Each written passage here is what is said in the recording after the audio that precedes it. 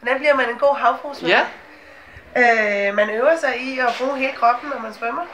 Og så bliver man glad for at være i vandet. Bevæge sig gennem vandet. Hvad tror du, der vil komme mere og mere af det her havfrue-workshop og svømning? Det tror jeg i hvert fald. Ja. Interessen har været utrolig stor. Hvorfor er der så stor interesse for det? Jeg ved det ikke. Ja. Jeg tror, at det ligger dybt i de fleste piger, at de godt kan lide havfruer. Og at de føler sig feminine. Og at de godt kan lide, også de fleste drenge godt kan lide at bevæge sig i vandet på den måde. Man bruger hele kroppen og får en helt speciel vandfølelse, når man svømmer som havfrue. Det er i hvert fald noget, vi vil fortsætte med at afholde de her kurser. Det gør vi i hvert fald. Rebecca, hvordan var det at være havfrue i dag? Det var godt. Hvorfor?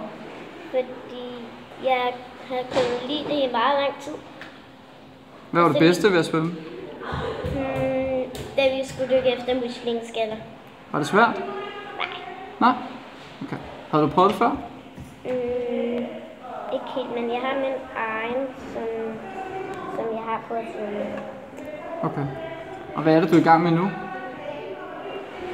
At dekorere en muslingeskal som minde. Som minde? For i dag? Okay.